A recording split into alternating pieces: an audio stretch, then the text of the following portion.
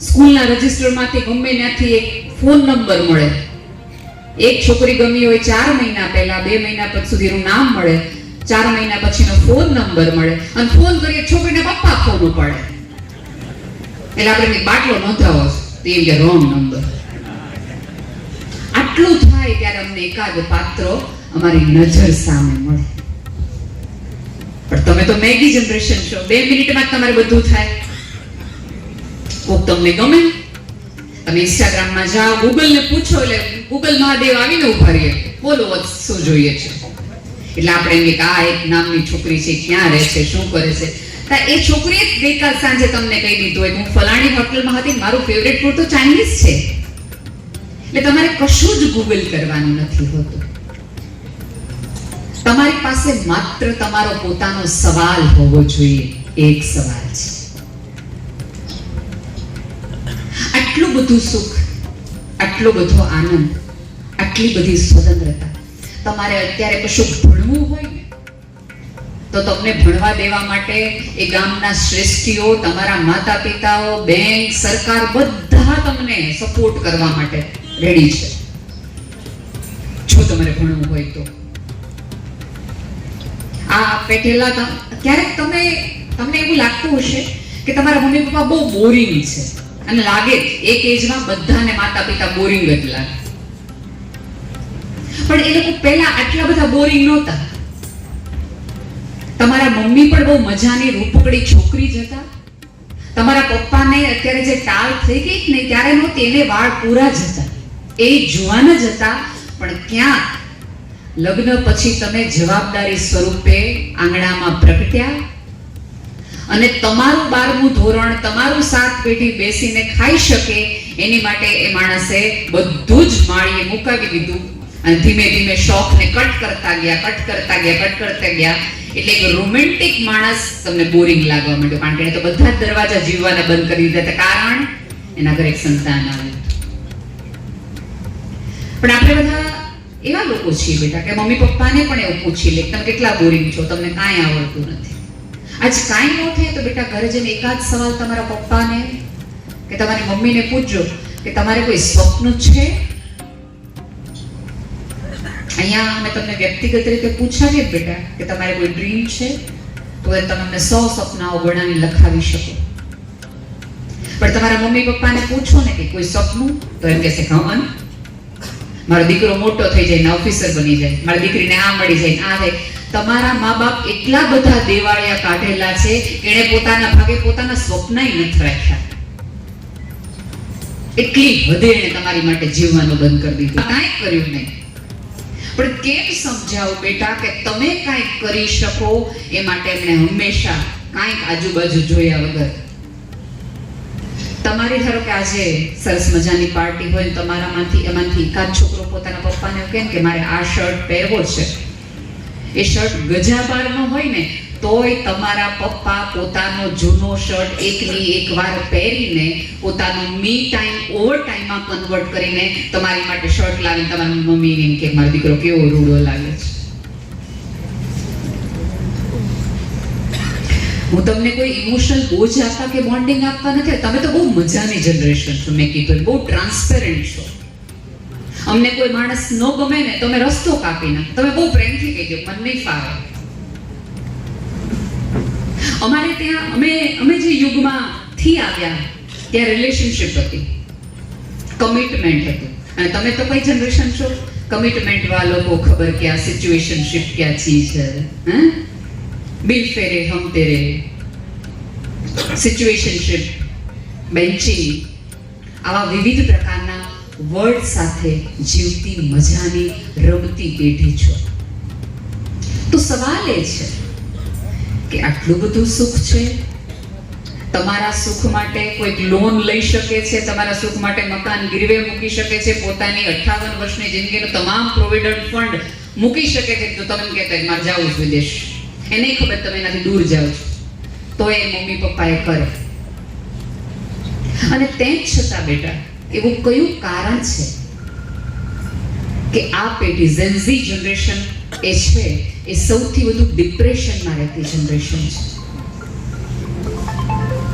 કોઈ કારણ તો હશે ને મારા વાલા. કે જેનાથી કારણે તમને જીવવાની મજા નથી આવતી. કારણ એક જ છે બેટા, તમારી ઉંમરમાં જે ડોપામાઇન સાથે રમવાનું શરૂ કરી દીધું છે, સતત એપ્રિશિએશનની જે આપણને મને તમને ટેવ પડી છે. અહીંયા બેઠેલી દીકરીઓને મારે ખાસ કહેવું છે કે આપણને આપણી અરીસામાં આપણે જોઈને આપણે આવ્યા જોઈએ કે આપણે એકચ્યુઅલી કેવા લાગતા હોય, ખબર જ હોય.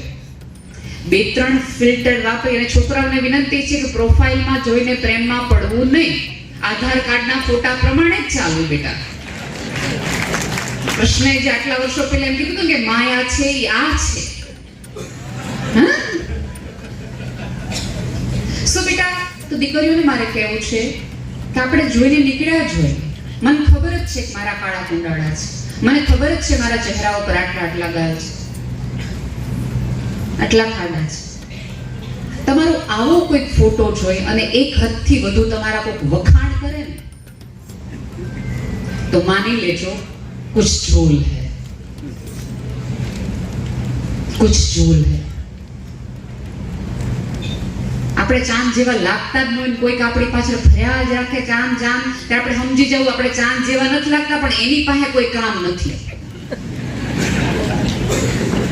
હા,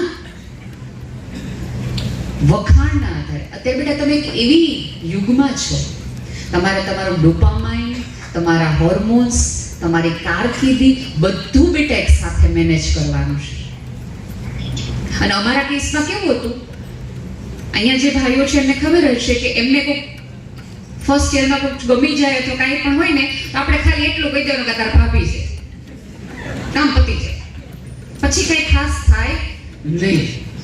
તમારા કિસ્સામાં એવું થાય કે આજે તમને કોઈ ગમે છે અને આજે તમે સાંજે તમારી એને ઝઘડો થાય છે, રાત્રે 2:30 વાગે તમને કોઈ કારણ વગર ઊંઘ ઉડી જાય છે, તમે ઇન્સ્ટાગ્રામ જોવો છો તો તમે જોવો છો તમે જેની રાત્રે બોલવાનું બંધ કર્યું એને દિલ કોકને દેખાડી દીધું છે એની પોસ્ટ ઉપર. એટલે સતત તમારે ઇન્સિક્યોરિટીમાં રહેવાનું છે.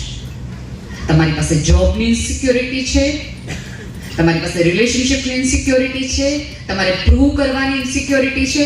અમારા કિસ્સામાં અમે નિરાતવાળા હતા કે અમારી કોમ્પિટિશન અમારે કોની યાર હતી, અમારા મામાના દીકરા હારે, માસીની દીકરી હારે. હા જો કાકાનો દીકરો કેવડો થઈ ગયો, તું જો આ માસીની દીકરી જો કેવું ભણે છે. એટલે 4-5 જણા જે અમને દિવાળી પર ભેગા થાય ને એનું જ અમારે ધ્યાન રાખવાનું હતું. પણ તમારા કિસ્સામાં એવું છે કે મોડાસામાં બેઠેલો વ્યક્તિની કોમ્પિટિશન કોઈ પણ વ્યક્તિ, નડિયાદના વ્યક્તિની કોમ્પિટિશન ન્યુયોર્કના છોકરા સાથે છે. થોડા બેટા નકાર એક્સેપ્ટ કરતા હતા. તમારી જનરેશન ટ્રાન્સપેરેન્ટ છે ને, એટલે તમે લોકો અમને શીખો. લર્ન સે ટુ નો એવું તમે વારા ઘડીએ કહો. ના પાડતા શીખો, ના પાડતા શીખો. પણ એક વાત કહું બેટા, ના સાંભળતા થોડીક શીખો ને મારા વાલા. પપ્પા એવું કે, મમ્મી એવું કે આજે પાર્ટીમાં નથી જવાનું, તમે કીધું તો લર્ન સે ટુ નો. અમે ના પાડે કે બેટા આજ પાર્ટીમાં નથી જવાનું, તો સમજી જાવ થોડા. ના સાંભળી પણ લે. એટલે ફરીવાર હું ઇન્સ્ટાગ્રામમાં આવું. ઇન્સ્ટાગ્રામની છેલ્લી 3 તમને ઘટનાઓ ખબર હશે. ગઈકાલ 2 દિવસ પહેલા જ ઇન્સ્ટાગ્રામમાં જેને ફેમસ અત્યારે જે લોકો શું કે ઇન્ફ્લુએન્સર, એ ગ્રુપની એક છોકરીએ સુસાઇડ કર્યું. બરાબર? 1 મહિના પહેલા 9મા ધોરણની આ જ વિસ્તારની એક દીકરીએ ઇન્સ્ટાગ્રામમાંથી 7 એકાઉન્ટ, અહીંયા બેઠેલા ઘણા બધા લોકો એવા હશે કે જેને ઇન્સ્ટાગ્રામમાં એકાઉન્ટિંગ નહીં હોય, આમાં ઘણા બધા ભાઈઓ બહેનો, ને તોય એમની જિંદગી સરસ જ ચાલે છે. એમને કોઈ સ્વર્ગમાંથી પાછળ જ કાઢી મૂકવાના કે ઇન્સ્ટાગ્રામ વગર આયલા જાવ, એવું કોઈ નહીં કે. એ છોકરી 9મા ધોરણની છોકરી કોઈ XY વ્યક્તિ સાથે જતી રહી અને પછી દુષ્કર્મ થયું. આ શેના આધારે થાય છે ખબર છે બેટા? કોઈ તમને સતત વખાણ કરે.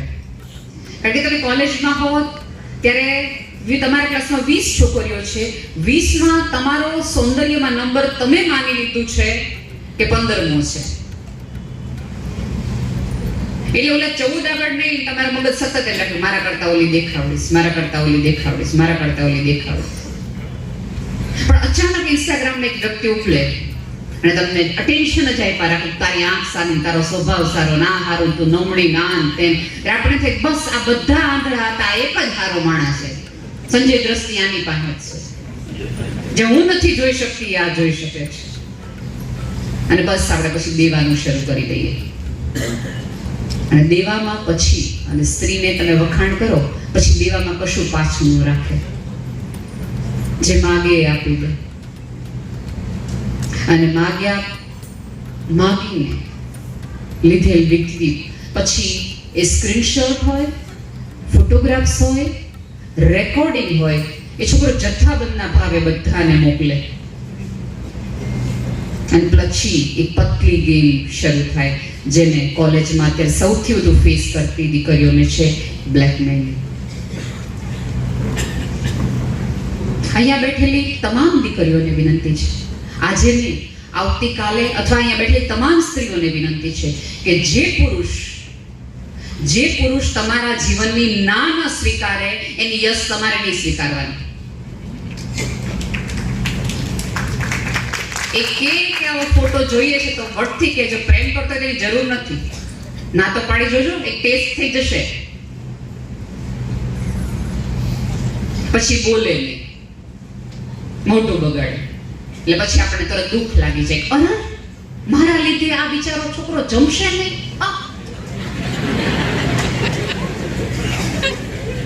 એટલે આપણે એમ કહીએ સોરી, તો લગે હા મોકલું જ ફોટો, પણ અમારે જોવો નથી. છોકરો ત્યારે તમને ભાવ આપે, એટલે તમે એને એક ફોટો માંગ્યો હોય તમે 18 ફોટા મોકલી દો. અને બીજું કે જે લોકો ફ્રી છે, અને મને નવાઈ એ લાગે કે બેટા તમે જ્યારે મમ્મી પપ્પાના ઘરે હો, અમારી સાથે હો, કોલેજમાં હો, કોલેજમાં તમારે ભણવા આવવું છે તો તમે જૂનું સ્કૂટર ન ચલાવો. મારે નવું સ્કૂટર લેવું છે, મારે નવો ડ્રેસ લેવો છે. આની માટે તમે જીદ કરો. જૂનું સ્કૂટર ન ચલાવતી છોકરીઓ ગેરેજ વાળાને હા પાડી દે, એ તો વધુ પડતું નથી કઈ?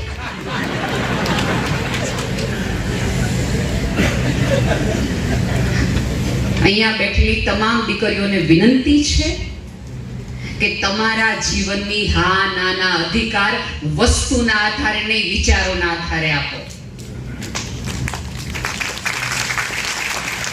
તમને જીન્સ પહેરવા દે, સ્કર્ટ ન પહેરવા દે, આવી બધી માથાકૂટ કરવાના બદલે તમે તમારા મમ્મી પપ્પાને પ્રેમથી કહો, વસ્ત્રો તમે કહેશો એ હું પહેરીશ, પણ મારું ભણવાનું પૂરું નહીં થઈ જાય ત્યાં સુધી લગ્ન નહીં. પણ આપણે જીદ કઈ બાબતે કરીએ છીએ? આજે અમારી બધી બહેનપણીઓ નક્કી કરીશ પિક્ચર જોવા જાઉં છું, એટલે આપણે રડીએ, ધમ પછાડા કરીએ અને એક ઓલું વાપરીએ એમ કે પછી લગ્ન થઈ જવાના પછી અમને ક્યાં કોઈ જવા દેવાનું છે. અમને મા બાપને એમ થાય ખાચી વાત છે, કાલ સવારે એને કેવું સાસરું મેળું જવા દે. એટલે એક યસ તમારી ગઈ. પછી અચાનક કોઈ પ્રસંગ આવે જેમાં તમારે એક વિશિષ્ટ પ્રકારનો ડ્રેસ પહેરવો છે, એટલે ડ્રેસ માટે તમે ફાઇટ કરો. મારી ટેવ છે, મારે જમવું નથી, મારી ડ્રેસ લઈ ગયો તો જ તે. પછી 12મા ધોરણના પરીક્ષા પછી બધી છોકરી નક્કી કરે કે એક દિવસ માટે સવારથી સાંજ અમદાવાદ જાવું છે, એટલે પાછું આગલે દિવસે 7 દિવસથી મોઢું ચડાવી દો. અમદાવાદ જવા દો તો દાંત કાઢું, અમદાવાદ જવા દો તો વસું, તમે અમદાવાદ જવા દો તો હું જમું, અમદાવાદ જવા દો તો હું આટલું કરું. એટલે ફરી વાર અમે ઓલું બ્રહ્માસ્ત્ર મમ્મી વાપરે, કાલ સવારે ક્યાં આપણને ક્યાં ખબર છે કેવું હસાસો જવા દો. હવે તમે તમારા જિંદગીની યસ મનાવી અને વાપરી લીધી, અને તમે ટીવાય બીએની તમારી કે ટીવાયની કોઈ પણ પ્રકારની એક્ઝામ હોય એના 3 મહિના પહેલા મમ્મી પપ્પા એક પાત્ર લાવે ને કે આની યાર અમે તારું નક્કી કર્યું છે. તો એમ કહો કે મન નથી ગમતું, ત્યારે અમે બ્રહ્માસ્ત્ર કાઢીએ. તારે સ્કૂટર જોતો તો તને સ્કૂટર આપ્યું, તારે ડ્રેસ જોતો તો તને ડ્રેસ આપ્યો, તારે બહાર ફરવા જાવું તો તમે જવા દો. અમે તારી જિંદગીની બધી તને હા પાડી, તો એક વસ્તુમાં ના પાડ. હવે તમે વિચાર કરો, તમારા જિંદગીનો કેટલો મોટો નિર્ણય તમે એક ડ્રેસના આધારે, એક પિક્ચરના આધારે કરો મારા દીકરા. નાની ઈચ્છાઓ, નાના આ અણગમાઓ અને ગમાઓના કારણે જીવનના મોટા નિર્ણય ન લેવાય. આ ઉંમર કોઈ પાત્ર ગમવાની છે જ નહીં. આ તમારા મનના ખેલ છે. આજે આ ગમે, કાલ આ ગમે, પરમ દિવસ આ ગમે. સ્થિર થાવ, થોડા સ્થિર થાવ બેટા, છોકરાઓ પણ અને છોકરીઓ પણ. અમને એક સ્પેલમાં કોઈ ગમતું હોય, અત્યારે અમને હા ના મળે તો અમને ખારું થયું, આની યારે ન કર્યું. કારણ કે જે કમર અમને ગમતી હોય એ તો હવે ભૂલાઈ ગઈ હોય. જેને બાઈક આમ, અમારી વખતે અજય દેવગણના વાળનો ટ્રેન્ડ હતો. એક છોકરો આવે રમરમાટી પર ધૂળ ઉડાડતો, સટાપ કરીને આમ વાળ કાઢલા, મને થાય વાહ.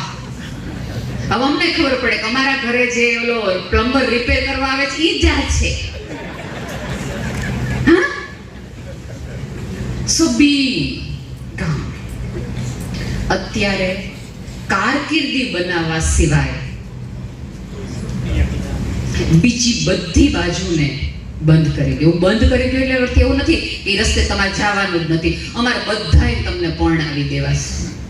કોઈ મા બાપે લગ્ન નથી કરવાય નહીં. એક ઉંમરે તમારે ન કરવાય ને તો અમારે તમને મોકલી દેવા છે. હવે આને ખેતી વળગાડો. હા, શું બેટા, થોડાક સ્થિર થાવ મારા વાત. અને પછી કારકિર્દીનો એક સરસ પોઈન્ટ આવી છે. અને છોકરાઓને વિનંતી છે કે જે છોકરી આપણને ના પાડી ગઈ હોય ને એ નાને એકદમ સ્વીકાર કરી લેવો. એને અફસોસ થવો પડે કારણ કે દુઃખ જ ન થયું મને ના પાડવાથી. પણ આપણે શું કરીએ તો જોઈ લેજે, હવે તો મેરી નહીં તો કિસી ઓર કી ભી નહીં. વગર પગારના આપણે એના ચોકીદાર બની જાય. જ્યાં જાય ને આપણે જઈએ, જ્યાં આમ કરે તે આપણે આમ કરીએ. એની યારે કોક વાત કરે તો આપણે એની યારે બાંધી પડીએ. અને ઈ છોકરી સરસ મજાની કારકિર્દી બનાવે અને આપણે એની પાછળ હોય.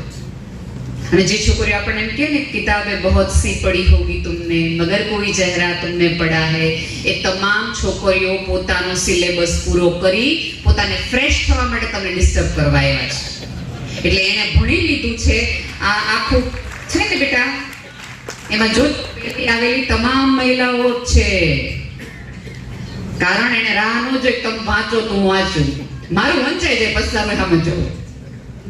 અમે સેફ ગેમર છીએ બેનો છે. સિક્યોરિટીમાં માને નાપાસ નહીં થાવ.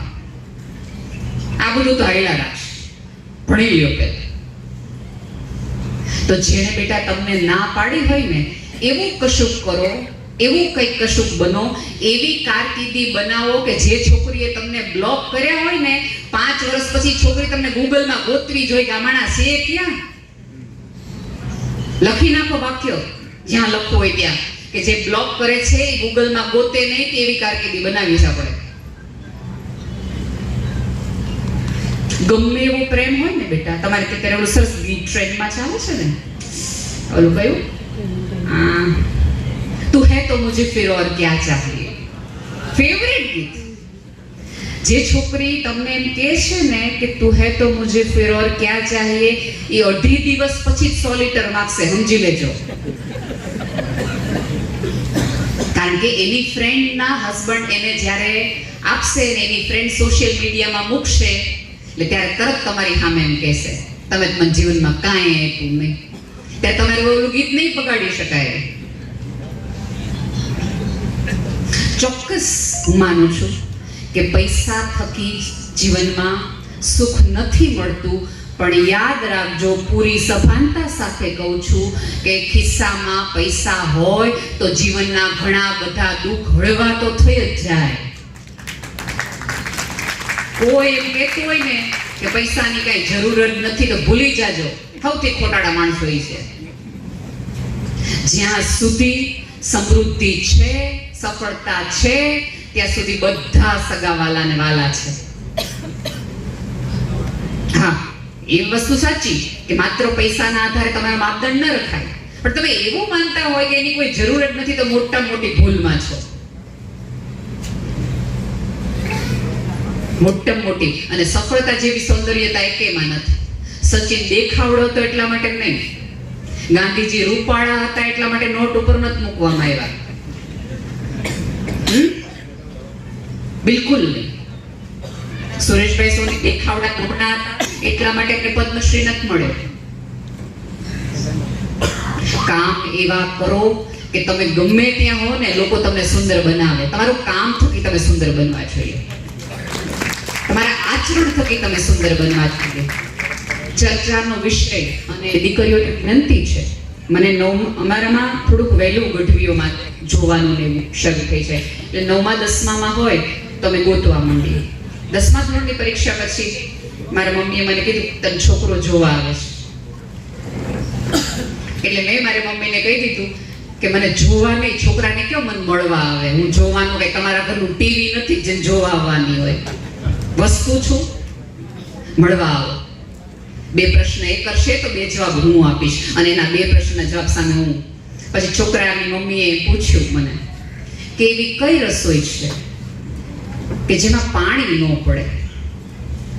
એટલે મારો રસોઈનો ટેસ્ટ ચાલી રહ્યો હતો. હવે એટલી રસોઈ તો મને ત્યારે આવડતી હતી એટલે બીજું સુખડી.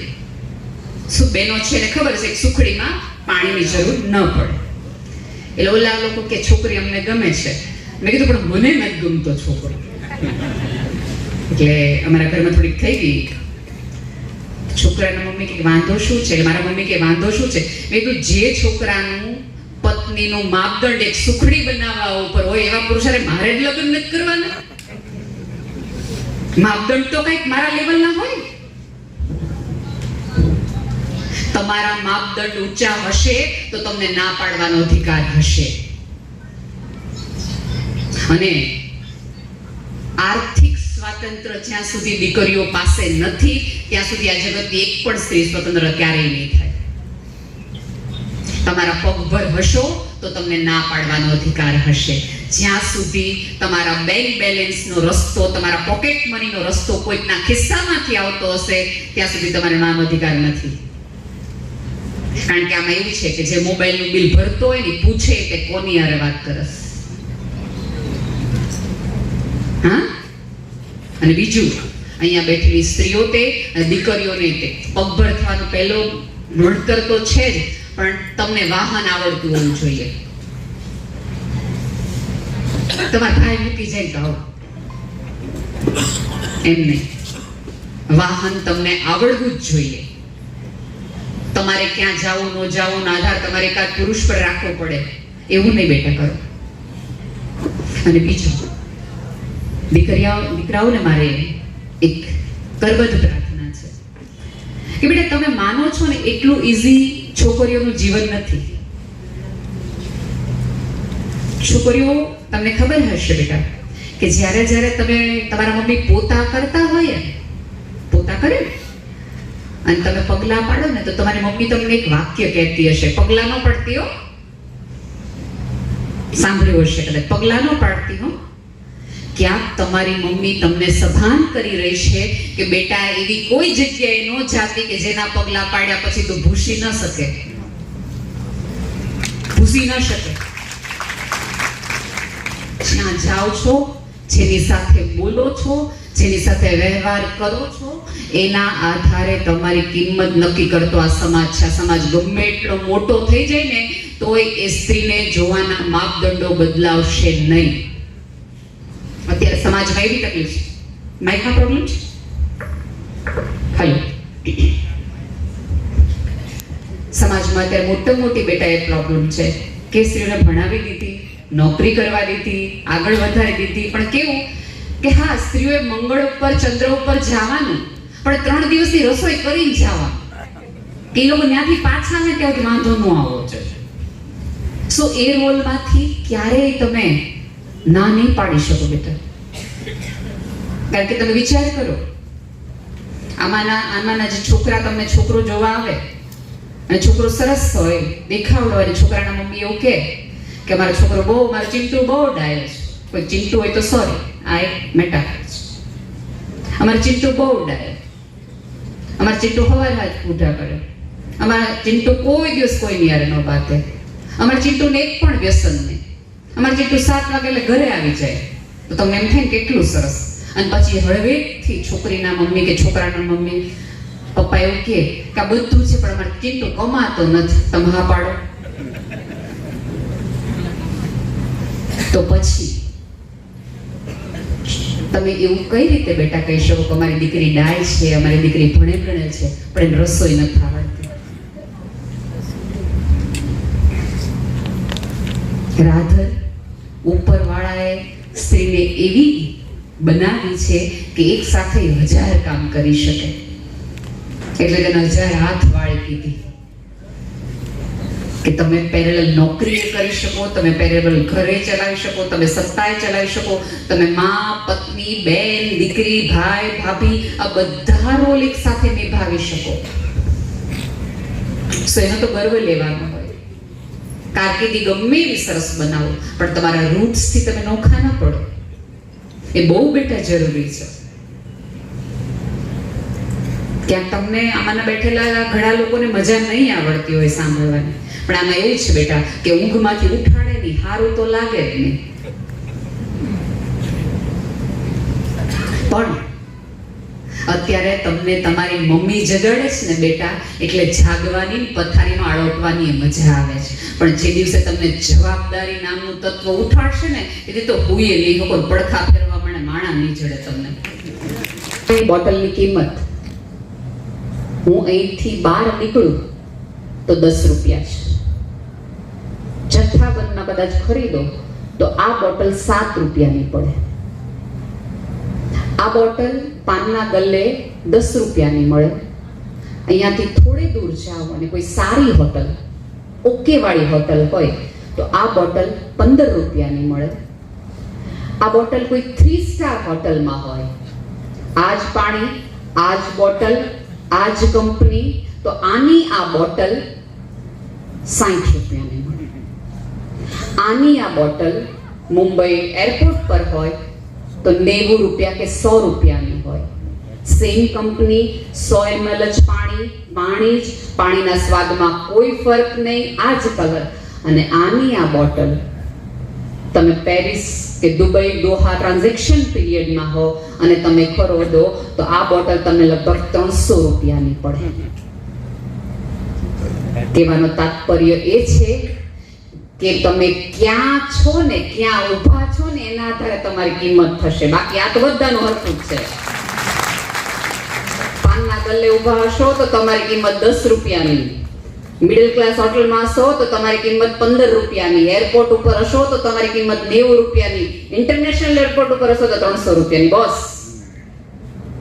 હા, તો ઊભા એવી રીતે રહ્યો કે લોકોને તમારી કિંમત આપતા ગુજારી આવી જોઈએ. બાકી બધાને 24 કલાક જ મળે છે. અસાધારણ માણસ એવું કશું નથી કરતો. ઉપરવાળાએ છે ને રો મટીરિયલ બધાને એક સરખું જ આપ્યું છે. બધાને 2 આંખ, નાક, કાન, મગજ અને 24 કલાક. પણ એ રો મટીરિયલમાંથી કોણ કેવી પ્રોડક્ટ બનાવે છે ને એના આધારે થાય.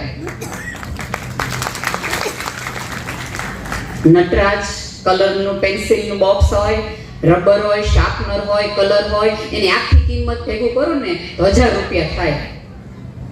1000 રૂપિયામાંથી તમે પેઇન્ટિંગ બનાવો તમારી આવડત પ્રમાણે, તેને કાંઈ ન આવે.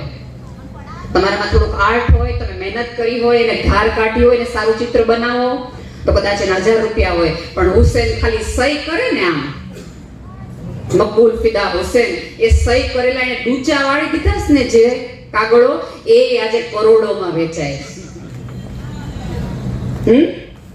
તમારા ગયા પછી તમારા હજી આજની તારીખે એના જેટલા ભાવ કોઈ દેવાવાળું નથી.